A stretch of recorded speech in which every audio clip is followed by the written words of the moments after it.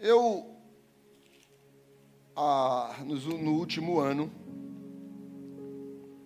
eu tenho ministrado no Evangelho de Lucas. Faltam ainda algumas mensagens para nós podermos terminar Lucas de 1 até o último capítulo dele. E falta, eu diria aí que umas 20 mensagens, mas até Lucas 1:24 a gente completa. Lucas era um médico.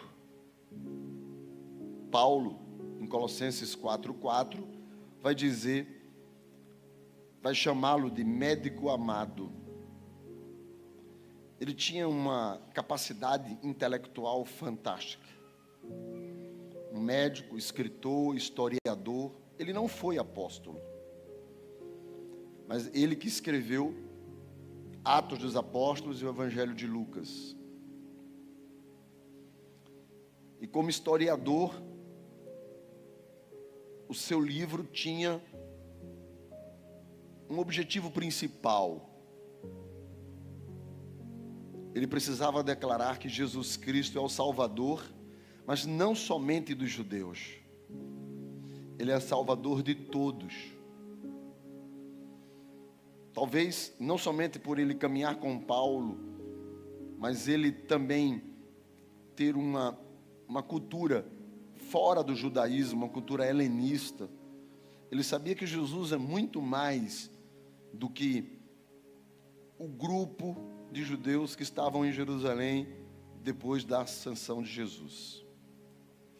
O Evangelho tinha que se expandir. O texto áureo, talvez, do Evangelho de Lucas, é Lucas 19:10, que diz que o Filho do Homem veio para buscar e salvar o perdido.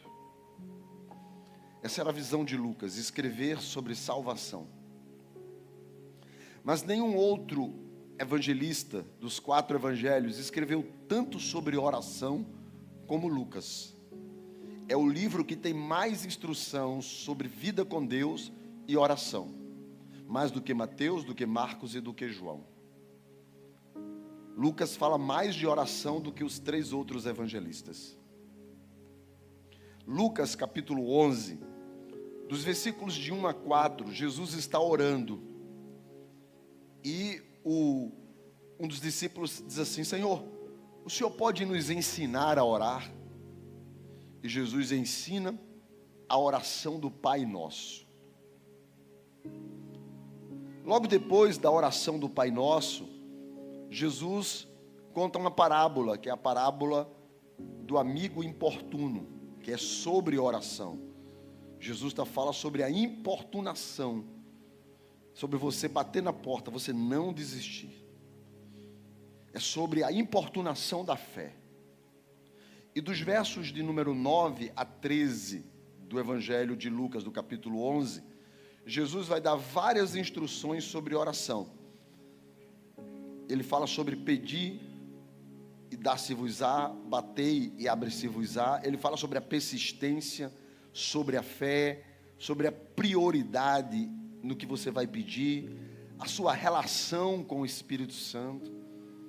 Então Jesus está falando ali, está dando o discurso, quando é trazido até a presença de Jesus um homem que era mudo.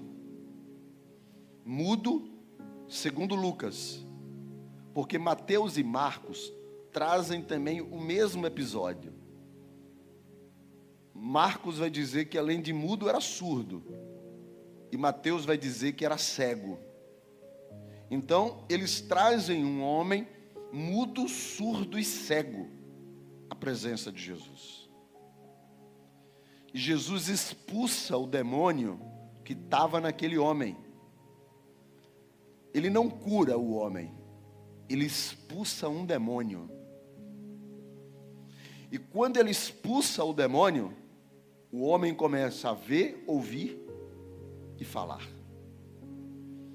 A multidão fica maravilhada, encantada. A palavra que está em Mateus entra em êxtase. Imagine, o povo vai ao delírio.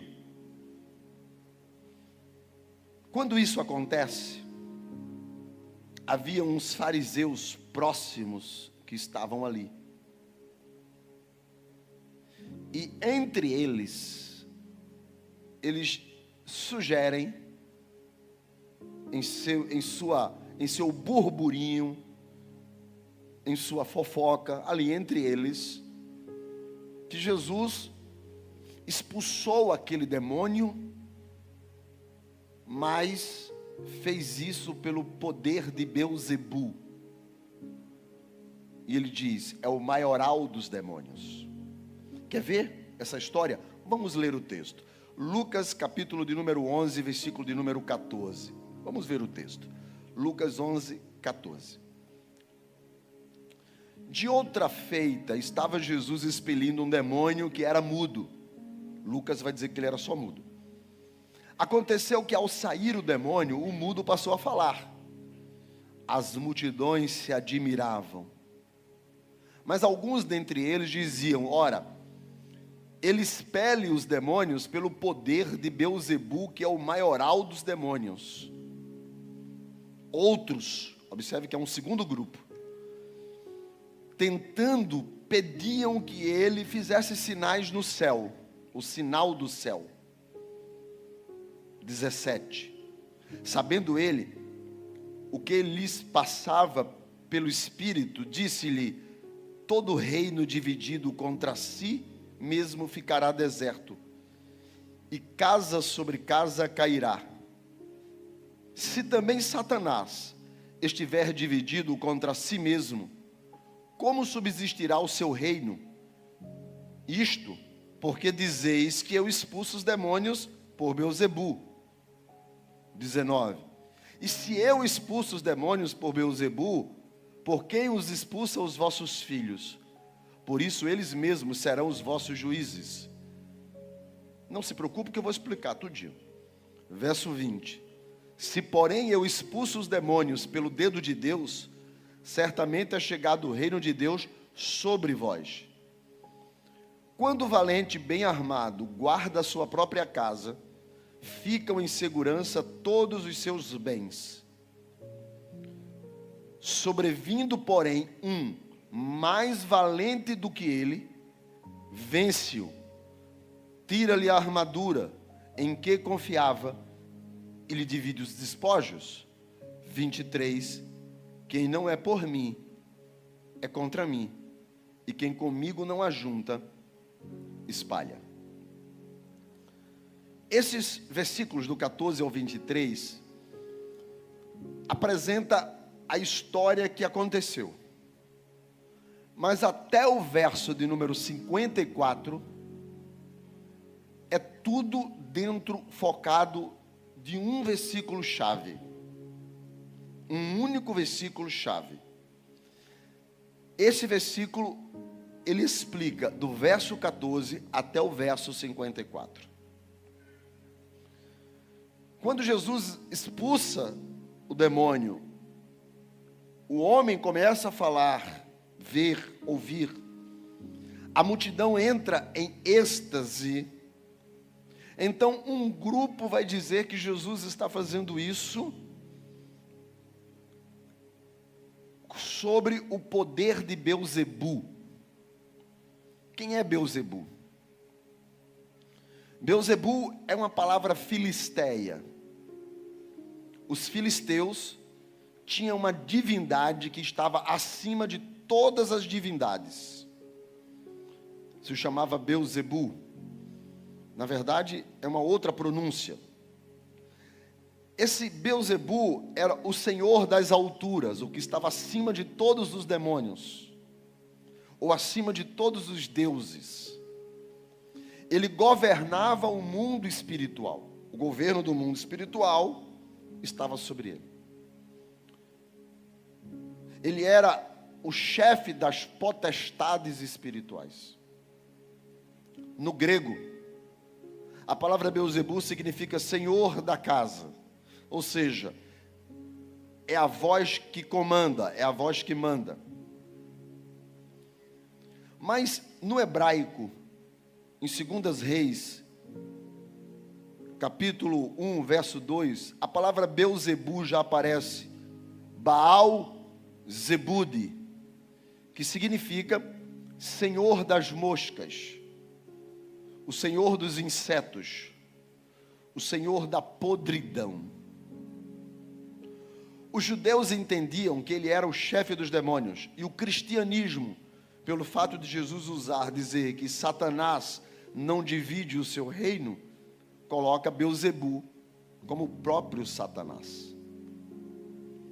Então Jesus realiza a cura, o milagre, na verdade o exorcismo, expulsa aquele demônio, e um grupo, naquele momento, declara que ele está fazendo isso sobre o poder de Satanás. Aqui nós já vemos algumas coisas. Primeiro, o reino espiritual existe. E a igreja de Jesus precisa saber disso. Demônios existem. E doenças causadas por demônios existem. Existe loucura humana causada por demônios. Enfermidades que a medicina não resolve, que ninguém entende, que não existe causa nem física, nem hormonal, nem emocional, e que é literalmente a dominação do mal. Existe uma força que controla o homem no pecado, porque está escrito que aquele que nasceu de novo, o maligno não lhe toca. Então existe essas ações. Mas também vemos nesse contexto que, apesar de um homem estar possesso,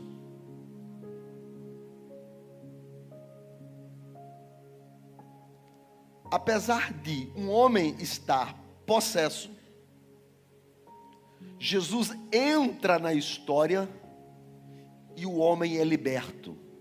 Ou seja, o reino espiritual existe, demônios podem provocar loucuras, enfermidades e doenças, mas Jesus está acima, e Ele tem o poder de libertar, livrar, salvar, curar. Nada é maior do que Jesus. Nenhum demônio vence Jesus. Nenhum mal triunfa quando Jesus chega na história. Médicos falham, Jesus não. Medicina tropeça, Jesus não. Ciência se confunde, Jesus não. Então Jesus entra na história. Por quê, pastor? Porque trouxeram. Jesus não foi atrás do homem, não. Trouxeram ele a Jesus. Procuraram Jesus. Entende aqui? Procuraram Jesus. Então Jesus resolve. Se procurar, Jesus resolve.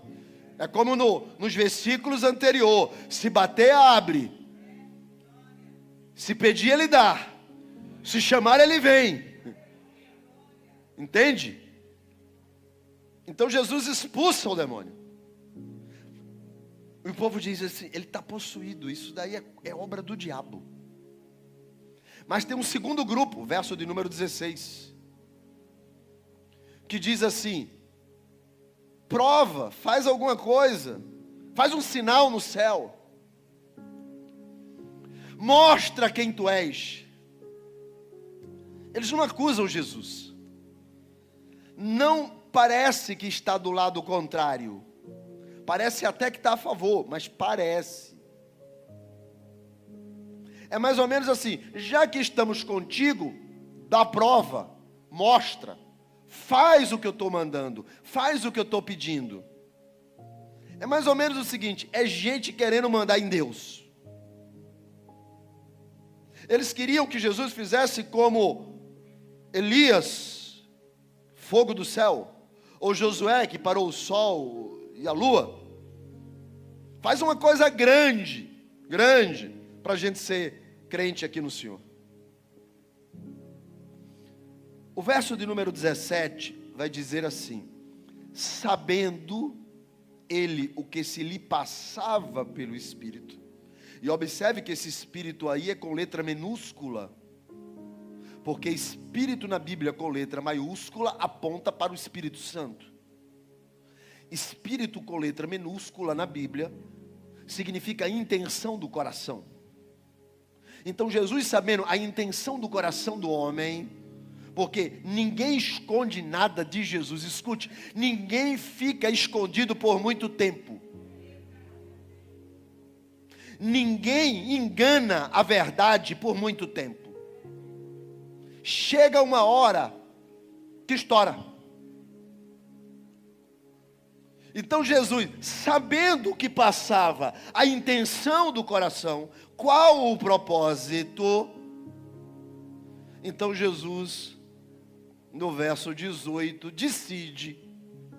Porque, olha só, Jesus nunca foi de se defender, mas ele decide aqui trazer uma explicação.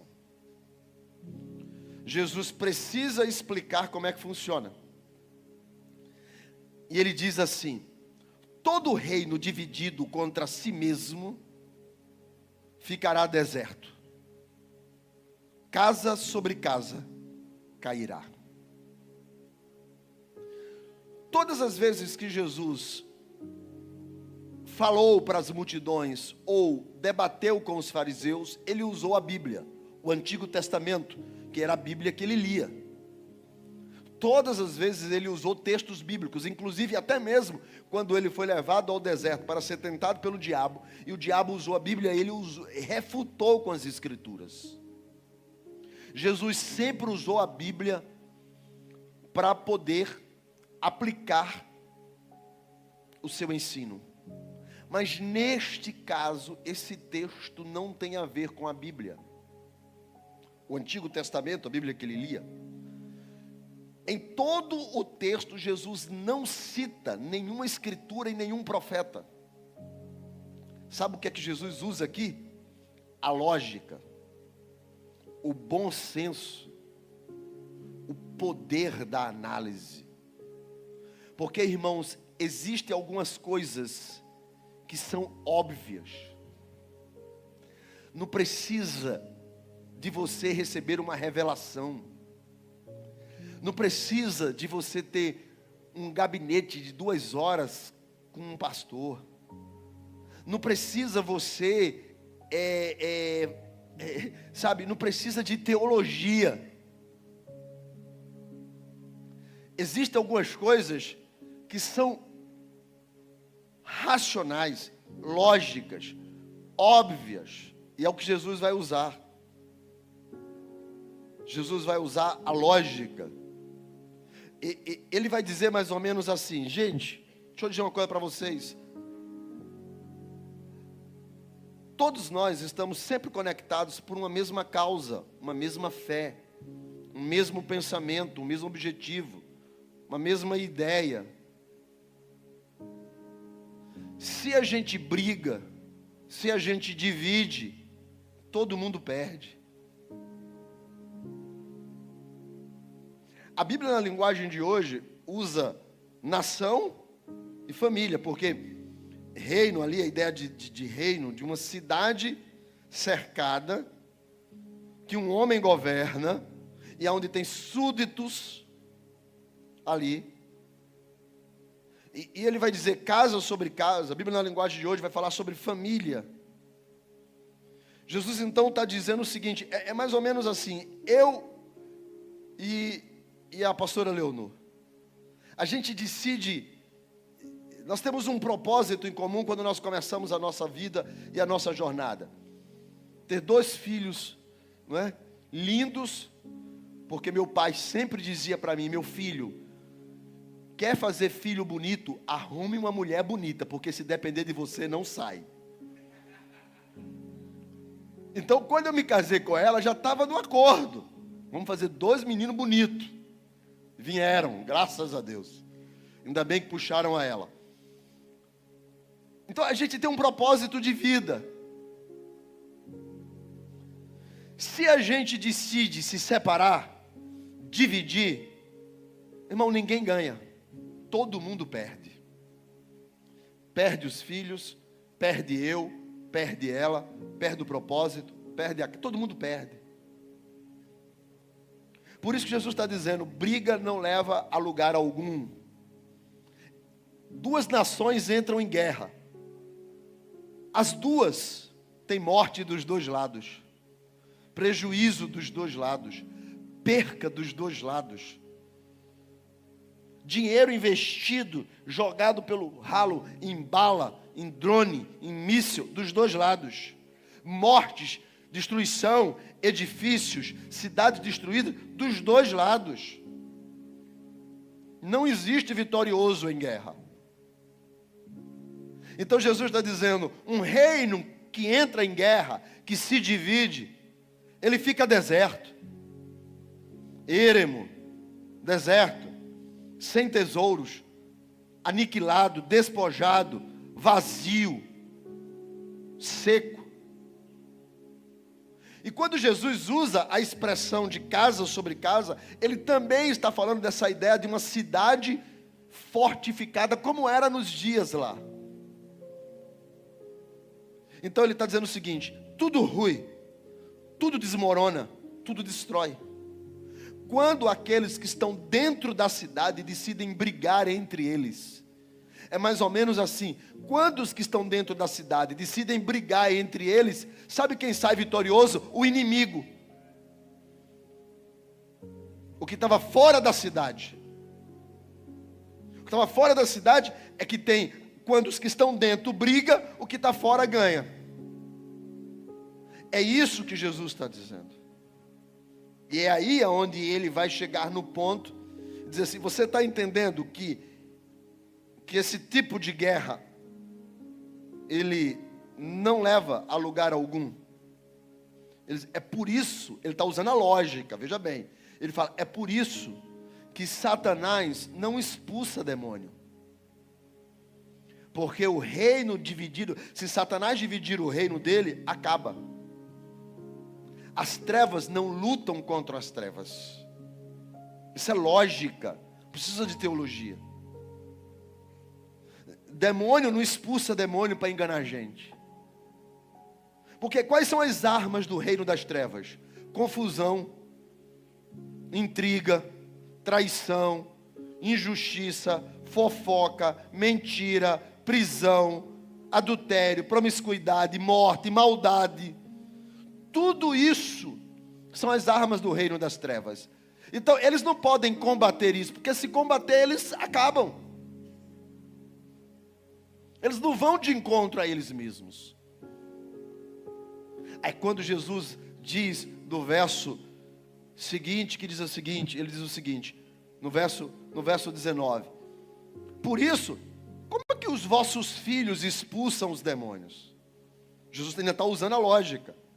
E quando ele fala os vossos filhos, ele não está se referindo aos filhos dos que estavam pensando assim. Mas a ideia de filhos aqui é a ideia pátria. É mais ou menos assim. Porque os judeus faziam exorcismo também. Havia inclusive rabinos exorcistas. Quem assistiu aquela série The Chosen? Quando começa ali, tem um rabino que vai expulsar os demônios lá de Madalena, não é? De Maria Madalena. Quem assistiu a série sabe. Então havia os rabinos exorcistas. Então é isso que Jesus está dizendo. Olha, os judeus que expulsam os teus filhos, os que exercem o exorcismo, eles fazem isso em nome de quem? Jesus está perguntando para eles. Porque Jesus diz assim, se eles fazem, como judeus, o exorcismo, em nome de quem eles fazem? Porque se vocês me acusam de que eu estou fazendo isso em nome de Satanás, então nós podemos acusar eles também. Porque se vocês me acusam, que não tem base, Então a lógica é, se eu faço e eles fazem, então se o demônio está em mim, o demônio também está nos outros, iguais a vocês. Jesus está usando a lógica, a razão, que é óbvio. E aí Jesus diz assim: os vossos filhos é que julgam esta causa. Mais ou menos assim, olha, eles que fazem isso podem dizer se o que eu estou fazendo é com base no diabo ou em Deus. Até o verso 19, Jesus usa a lógica. Não precisa ir muito longe para entender algumas coisas na vida e na igreja. Não precisa. Jesus nem usou a Bíblia, nem usou o sobrenatural. Usou a lógica. Usou a inteligência, o poder de análise. Mas quando chega no verso de número 20, Jesus sai da lógica, do poder de análise, e ele vai exercer a sua autoridade. E aí ele declara: eu, porém, expulso demônios pelo dedo de Deus. Dedo de Deus. Eu marquei isso na minha Bíblia. Jesus vai usar uma expressão que aparece pela primeira vez em Êxodo capítulo 8, verso 19, quando Moisés, no Egito, declara, através de Arão, a terceira praga do Egito, a praga dos piolhos. Faraó, diante da praga dos piolhos, manda chamar os magos, os mágicos, os feiticeiros, os bruxos, e diz para eles: eu quero que vocês façam um milagre, uma praga, igual ao que eles fizeram, em nome dos nossos deuses, para mostrar que os nossos deuses é igual ao Deus dele. Resposta dos magos, dos bruxos, que tentaram e não conseguiram: não podemos fazer, porque isto é obra do dedo de Deus. Fazendo uma exegese mais profunda no texto, eles disseram o seguinte: o que está sendo feito, nós não temos força para fazer, nós não temos capacidade para fazer, homem nenhum consegue fazer, nem os nossos deuses têm poder para fazer. E tem mais, isso está sendo feito pelo dedo midinho do Jeová.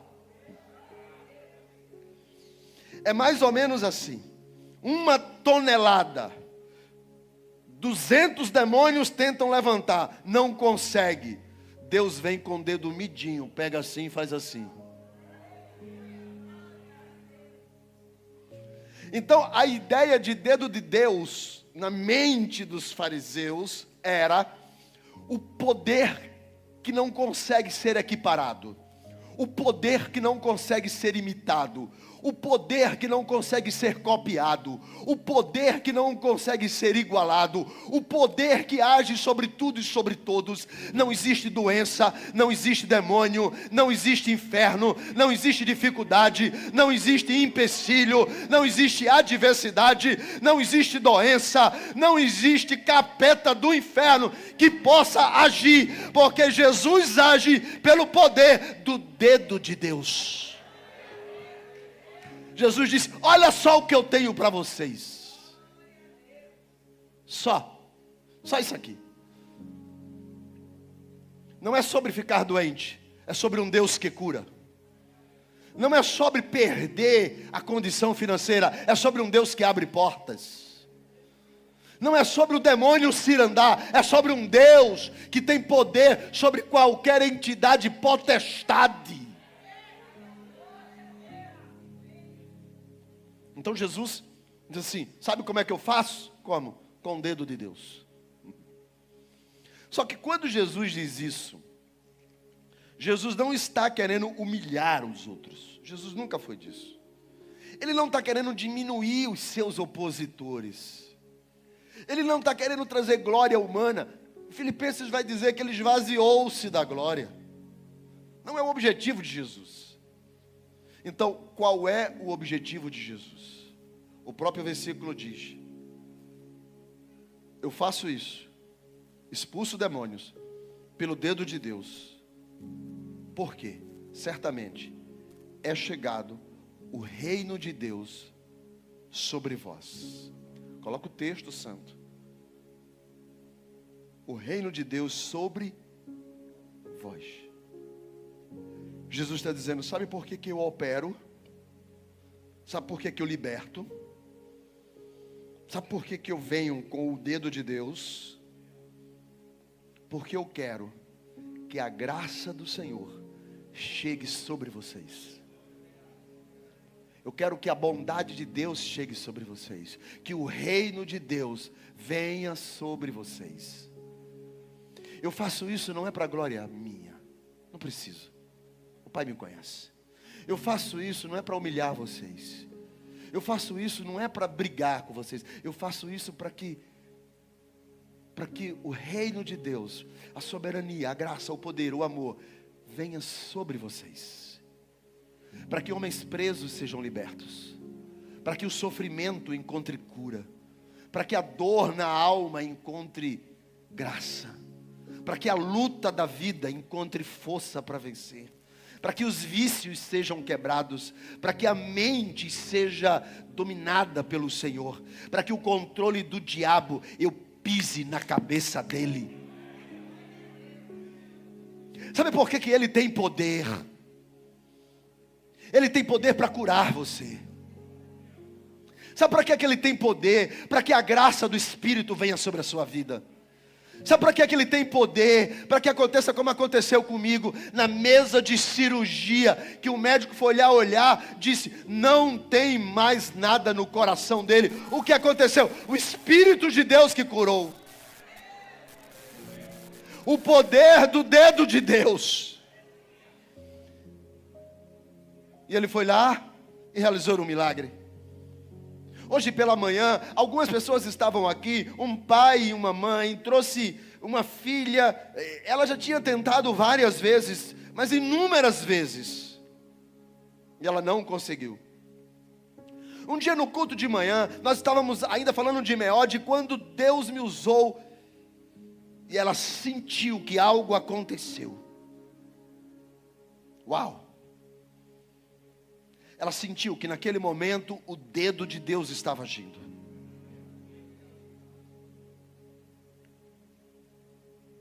Hoje quando eu fiquei 4 meses fora, quando ela trouxe criança, falou: pastor, já apresentei, mas a gente pode apresentar de novo? Eu falei: não, irmão, só uma vez.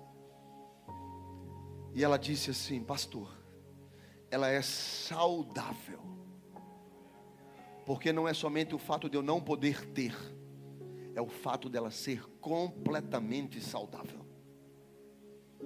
Ela disse: Deus, quando faz milagre, parece que Deus só faz milagre grande, né?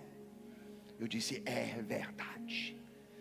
Jesus disse que isso se chama o poder do dedo de Deus. E ele disse: sabe por que eu faço isso? Para que o reino chegue até vocês. Só que nos versos 21 e 22, Jesus diz assim: quando o valente bem armado guarda sua própria casa, ficam em segurança todos os seus bens. Jesus está dizendo aqui, mais uma vez, fazendo uma metáfora de uma cidade fortificada. A mesma que ele usou de reino dividido, casa sobre casa. Ele agora está usando a metáfora do sentinela. Eu quero que você imagine uma cidade toda murada. E nessas cidades nós temos sentinelas. E esses sentinelas estão espiando os adversários que estão do lado de fora. Mas do lado de dentro estão aqueles em que eles controlam. Jesus vai usar esta mesma metáfora também quando ele usa aquela expressão: as portas do inferno não prevalecerão contra a minha igreja. Ele diz, é mais ou menos isso: o inferno fecha as portas, a igreja avança e arrebenta as portas, entra dentro da cidade que está cercada, dominada pelo diabo, e saqueia as vidas que estão ali. Porque a palavra valente é soldado. Aí Jesus diz assim: é assim que o inferno trabalha. O inferno está aprisionando as pessoas. Lembra que ele libertou um homem? Então ele agora está explicando. O inferno está prendendo as pessoas em seus vícios, em suas maldades. O inferno está prendendo as pessoas em seus pecados, em suas malignidades, em suas mentiras, em suas prostituições, em seus adultérios, em seus subornos, em suas traições, covardias, promiscuidade. O inferno está prendendo as pessoas. Aí Jesus disse: mas chega um que é mais poderoso do que aquele demônio que está de sentinela. Agora, olha o texto, que a Bíblia é rica. O texto diz: e ele venceu. Ou seja, ele vem para conquistar, ele vem para triunfar, ele vem para vencer, ele vem para libertar. Jesus não vem para fazer festa. Jesus vem para libertar o que está preso, salvar o que está perdido, resgatar o que está afundando. E ele vem. Agora olha esta palavra: tira-lhe a armadura. E como eu tenho direito a 3 vezes, todo pastor pode chatear a igreja 3 vezes durante o culto, eu vou fazer a primeira. Diga: tira. Foi fraco. Aí eu tenho mais, vou usar mais vezes. Diga: tira. Tira. Porque é o que está escrito ali. Ele vem, um mais valente, vence e tira-lhe a armadura. Esta palavra, airo do grego, significa que Jesus aponta para a mesma expressão do dedo de Deus. Quando Davi vai lutar com Golias e vence Golias, Golias cai e a Bíblia diz que Davi vai até ele, pega a espada dele e tira-lhe a cabeça. Tira. Só que tirar a cabeça não é cortar e ela separar. Davi pega a cabeça. O exército de Israel está todinho cercado em volta. E o exército dos filisteus. Davi pega a cabeça, levanta a cabeça e faz assim.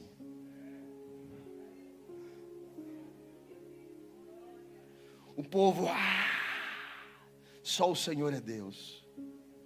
Jesus usa a mesma expressão do Antigo Testamento. Jesus disse: eu chego. O demônio está destruindo a vida de alguém. Aí eu vou lá, venço o demônio, tiro e mostro para os outros demônios quem é que manda agora. Por isso que eles tiram-lhe a armadura. A armadura que ele confiava, mas agora eu divido os espojos dele. Quer dizer, aquilo que para ele era de valor, não está mais na mão de Satanás, agora está na minha. Deixa eu dizer uma coisa para você. Você está nas mãos de Jesus. João capítulo 10 está escrito assim: aquele que está nas minhas mãos, ninguém tira das minhas mãos. Deixa eu dizer uma coisa para você. 1 João capítulo 5, versículo 18 está escrito assim: porque todo aquele que é nascido de Deus e não vive em pecado, o maligno não pode tocar nele. Deixa eu dizer uma outra coisa para você. Está escrito no Salmo de número 91, é que 100 vai cair de um lado, 1000 do outro, 10.000 do outro, 5.000 do outro, 1 milhão do outro, mas você não será atingido.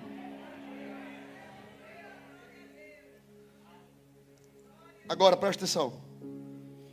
Porque o versículo principal dos 30 versículos do texto é o verso de número 23. Esse é a chave para todos os versículos que estão aqui. 23, diz assim: quem não é por mim, é contra mim. E quem comigo não ajunta, espalha. Vamos repetir esse versículo todo mundo junto, sim ou não? Sim. 3, 2, 1.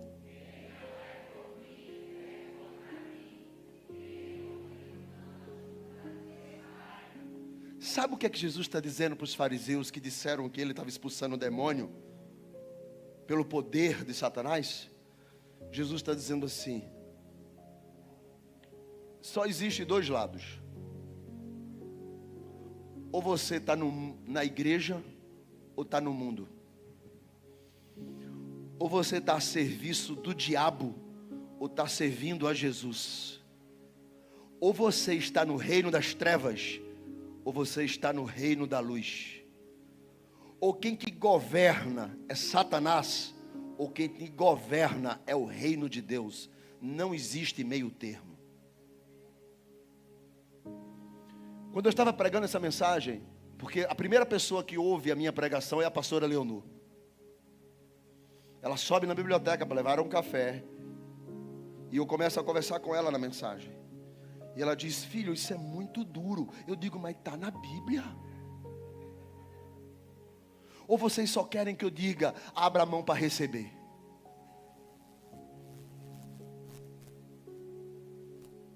Porque Jesus está dizendo assim: deixa eu te dizer uma coisa, ou você vive em santidade, ou você vive em pecado. Ou você serve a Deus, ou você serve ao diabo. Jesus está dizendo: quem não é por mim, fica no meio do caminho. Se não é por mim, é contra. Se não está trazendo para o reino de Deus, ajunta. Sabe o que é que está fazendo? Espalha. Está levando para o inferno. Então você é que decide aonde você quer andar, meu filho. Ou você anda na vontade de Deus, ou você anda na vontade do diabo. Ou você ajuda a construir o projeto de Deus, o reino de Deus, ou você é empecilho para a obra. Ou você se estabelece na casa de Deus, ou você vai dormir no colchão de Satanás. Ou você é ponte para o céu, ou é pedra de tropeço para o inferno. Só existe dois lados. Se estão dizendo que amigo do evangelho é bom, não é, porque termina no inferno. Ou você aceita Jesus como teu Senhor e Salvador, tem o seu nome escrito no livro da vida, é possuído pelo Espírito Santo, anjos acampam ao teu redor e ao teu caminho, o Senhor vai na tua frente. Ou você se perde nesse mundo que jaz no maligno. Não existe meio termo. Não dá para fazer de conta. Não dá para ficar lá e cá. Eu quero que você saiba disso, porque a sua vida corre perigo, porque a sua alma corre perigo. Jesus disse: ou ele está comigo, ou não está. Ou junta, ou espalha. Aí Jesus vai agora contar uma história. Versículo de número 24. Quando o espírito imundo sai do homem, anda por lugares áridos, procurando repouso, e não achando, diz: voltarei para minha casa de onde saí. Por favor, responda comigo, diga: minha casa. Mentalize isso, minha casa. E aí o verso seguinte: e tendo voltado, encontra ela varrida e ornamentada. Diga: ornamentada. Varrida por dentro, ornamentada por fora. Então vai e leva consigo outros 7 espíritos, piores do que ele, e entrando habita ali, e o último estado daquele homem torna-se pior do que o primeiro. Jesus quer mostrar que só existe 2 lados. Ou está com ele, ou não está. Ou ajunta, ou espalha. Então ele diz o seguinte, deixa eu te explicar como é que o demônio faz. E ele explica, e ele conta essa história.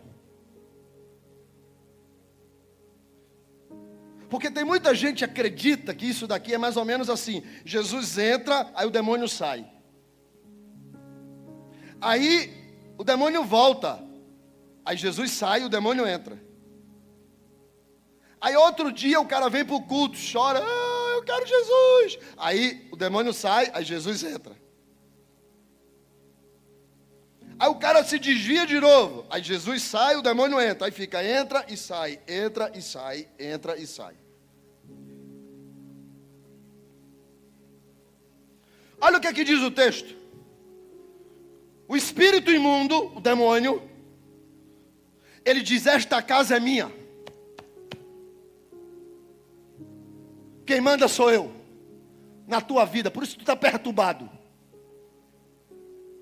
Por isso que tu está aí, desesperado, porque quem manda na tua vida sou eu. Mas eu vou dar um pulinho ali no inferno. Nesse período o cara vem para a igreja.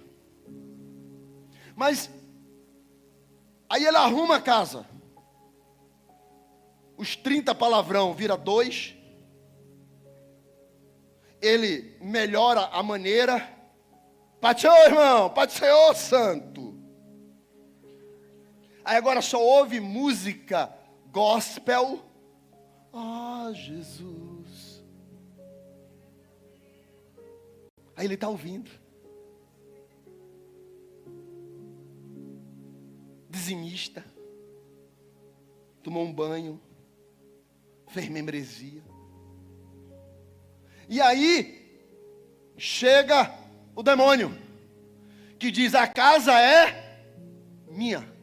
Sabe o que é que significa? Ela nunca foi ocupada pelo Espírito Santo. Ela nunca foi ocupada pela presença do Espírito. Porque eu sei o que é ser crente, e sei o que é ser crente desviado.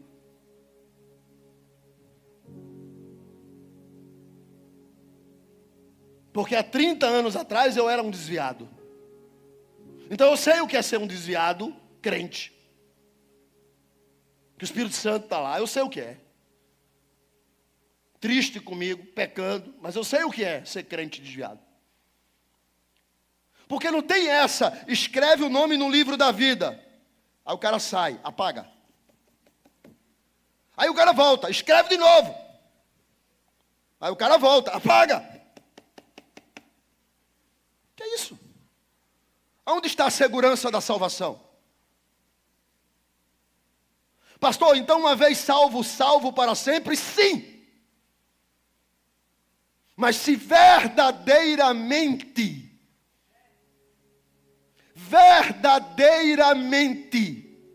entregares a tua vida a Jesus Cristo, serás salvo.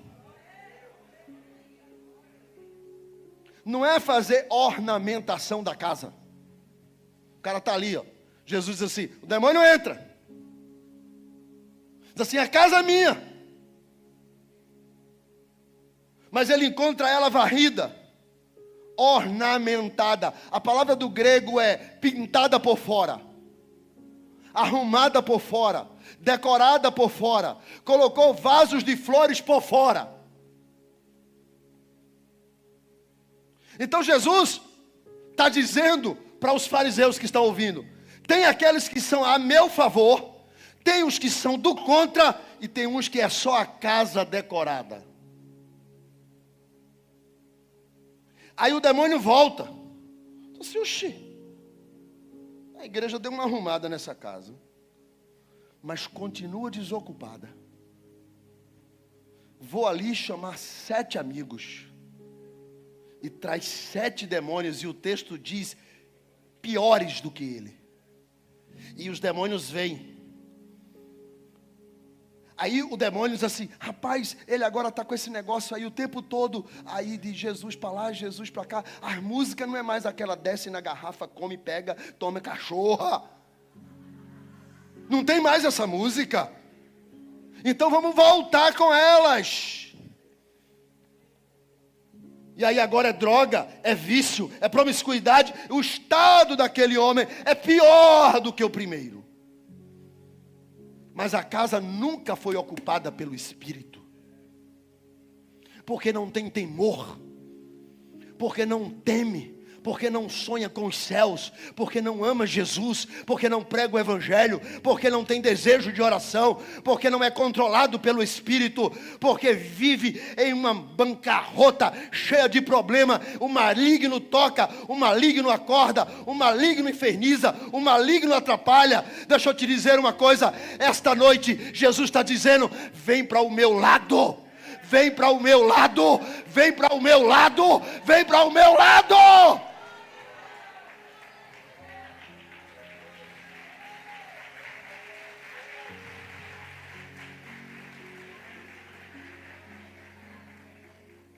No meio da conversa, uma mulher, no verso de número 27, diz para ele: bem-aventurado é a mulher que te concebeu.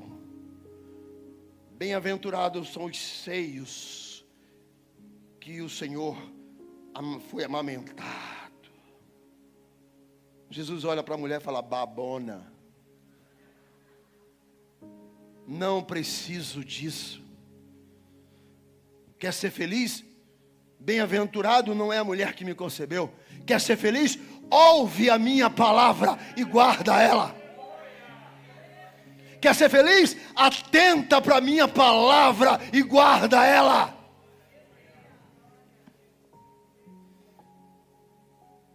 Então Jesus se vira para aqueles que disseram: faz um sinal no céu, faz um sinal no céu. Queremos um sinal. Aí Jesus vira para eles e diz assim: deixa eu dizer uma coisa para vocês aqui da multidão. Verso de número 29. Geração má e perversa. Geração é modo de pensar. Se vocês pensam de maneira perversa, ou seja, não vou perder tempo, vocês já decidiram o que vocês querem ser, o que querem crer. Não vou perder tempo com vocês. Não vou perder tempo com gente que já decidiu o que quer e escolheu o que vai viver. Mas eu vou dar para vocês um sinal. Porque eu não preciso provar nada para ninguém. Então eu vou dar um sinal para vocês, que é o sinal de Jonas. Apesar que ele disse que ia dar 1 e deu 2. Deus sempre dá dobrado. Porque ele fala de Jonas e fala de Salomão. Jonas, um evangelista que tinha mensagem de arrependimento para Nínive. Salomão, cuja sabedoria converteu a rainha de Sabá, a rainha do sul. Então Jesus está dizendo: Jonas tinha uma mensagem, Salomão tinha uma mensagem, mas eu quero dizer para vocês que está aqui um que tem uma mensagem maior do que a de Jonas e a mensagem maior do que a de Salomão. A mensagem de Jesus é maior. A mensagem de Jesus é sobre arrependimento. A mensagem de Jesus é sobre salvação. A mensagem de Jesus é sobre vida eterna. A mensagem de Jesus é sobre reino de Deus. A mensagem de Jesus é para onde você vai após a sua morte. Para onde você vai escolher, céu ou inferno. O que você escolhe? Se o diabo controla a sua vida ou se Jesus controla a sua vida? Jesus, a minha mensagem é maior. E ele conta a parábola da candeia. E ele fala sobre luz. Ele diz: ninguém acende uma luz para esconder. A luz é acesa para iluminar. Então, se existe esta pregação, ela existe que é para alcançar o seu coração. Jesus está dizendo: a luz, ela faz com que os seus olhos fiquem bons e todo o seu corpo ilumine. Mas se os seus olhos são maus, todo o teu corpo será trevas. E quem é a luz? Jesus é a luz. A presença de Jesus é a luz. E quando ele termina de dizer isso, a luz é plena. quer ser iluminado, quer enxergar melhor, quer ver as coisas que Deus tem para você, é só deixar que eu esteja iluminando a sua vida. Aí chega um fariseu e fala assim: o senhor podia ir comigo comer lá em casa? Jesus estava com fome. Mateus diz que essa história começou porque os familiares queriam levar ele para comer. Já fazia tempo que ele estava pregando e não comia. Ele falou: já que eu estou com fome, o fariseu está me chamando, eu vou. Jesus vai, senta na mesa e não lava as mãos. Começa de novo a fofoca, porque normalmente é assim: as pessoas só acusam você do que elas são. Sempre. Você sempre será acusado pelos outros que acusam você pelo que elas são. Não dá mais tempo, mas isso tem a ver com a luz: olhos bons, olhos maus. Então Jesus não lava as mãos, senta na mesa, os fariseus estão ali, e Jesus começa a dizer: ai dos fariseus, e começa a bater neles. Eles ficam indignados. Trago o cara para minha casa, sentar na minha mesa, e o cara está rachando a lenha em mim. É porque Jesus não era de alisar, Jesus não era coach, muito menos igreja que leva 25 minutos para pregar. Jesus não era assim. Jesus então começa a falar ali, acaba, e Jesus sai da mesa. Último versículo, 54. Estavam planejando como pegar Jesus, como o acusar. Mateus diz: planejando para matá-lo. Escute, nem todo mundo que senta na mesa está do lado de Jesus. Tem gente que está na mesa, mas o plano é matar, é acabar com Jesus. Jesus deixou muito claro que só existe 2 lugares, 2 posições, 2 papéis. Não se bagunça o reino, não se expulsa Satanás por Satanás. Reino da luz, reino das trevas. Porque quem não é por mim é contra. Quem não ajunta, espalha. Você tem que tomar uma decisão. Você precisa tomar uma decisão. Pastor, a minha vida está uma bagunça. Chegou a hora de você tomar uma decisão. Pastor, a minha vida precisa ser arrumada. Chegou a hora de tomar uma decisão. Você está no lugar errado. Pastor, o senhor não sabe, mas é porque eu faço parte daquela religião. Quem foi que disse? Os que estavam na mesa com Jesus eram os mais religiosos da época e queriam matá-lo. Não é sobre religião.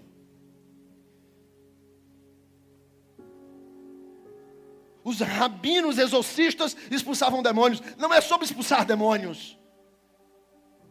É sobre a mensagem que Jesus carrega. Por isso ele disse: não vou trazer nenhum sinal. O sinal que eu vou dar para vocês é que Jonas tinha uma mensagem em Nínive e se arrependeu. E está aqui um que é maior do que Jonas. A rainha do sul foi visitar Salomão, ouviu ele, ficou encantada com a sua sabedoria, até se converteu. Mas está aqui um que é maior do que Salomão. É a mensagem que Jesus carrega, a mensagem que salva, a mensagem que liberta, a mensagem que lhe protege. Se você carregar essa mensagem, eu quero te garantir uma coisa. 1 João 5,18: o maligno não lhe toca. Essa é a mensagem. Nós servimos a um Deus poderoso, aquele que só com um dedo realiza milagres, aquele que só com um dedo expulsa demônios, aquele que só com um dedo abre portas, aquele que só com um dedo cura. Ele vai lá, os médicos vestem a bata, se preparam. Eu me lembro quando eu estava indo para a mesa de cirurgia, e a minha esposa, os meus filhos estavam no quarto. Era uma cirurgia de coração. O médico chega lá e diz assim: olha, vão ser de 4 a 6 horas, é um pouco delicado. E minha esposa ficou dizendo, e eu brincando com ela, dizendo: se você arrumar um marido, arruma um cara bonito feito eu. E ela: para com isso. Eu falei: olha, porque está escrito, Deus não é Deus dos viúvos, é Deus das viúvas. Falei assim: tu uma viúva com um carrão desse, bonita desse jeito, que é uma... arruma um cara crente, um cara direito. E ela lá nervosa, aquela coisa toda. Fui para a sala de cirurgia. E eu me lembro que lá na sala de cirurgia, o médico, primeiro me colocaram numa caminha bem pequena. Eu falei, doutor, antigamente eu fiz uma cirurgia, a cama era grande. Ele falou, porque essa daqui você precisa estar com os braços assim, porque é tudo mecânico, é tudo robótico, né? Então, a mesa da robótica é essa. Eu falei, tá bom. Aí o médico, eu digo, doutor, faz o seguinte, dá logo essa anestesia para eu apagar logo. Muita conversa aqui, eu apago logo, pronto. Quem sabe eu já acordo no céu. Ele, para com isso. Ok. 1 hora depois o médico volta na sala. Ela fala assim, meu Deus, foi que houve? Acho que ela ficou esperando a notícia, tá viúva. E o médico disse, não foi preciso fazer cirurgia. Como não? A enfermidade que estava ali até o mês passado não está mais. Havia um buraco no coração e esse buraco foi fechado. Fala sério, vale ou não vale a pena seguir a Jesus? Que lado você está? Que lado você está? Eu sei qual lado eu estou, e você sabe qual lado você está? Quem não é por mim é contra. Quem não está juntando comigo é porque está espalhando. Não existe meio termo. Ou é frio ou é quente, porque se for morno é vomitado. Deus quer crentes de verdade. Deus quer crentes que dentro dele a casa não esteja vazia, mas esteja cheio do Espírito, esteja cheio do poder, cheio da presença. Deus quer corações aquecidos na glória. Deus quer corações cheios do poder de Deus.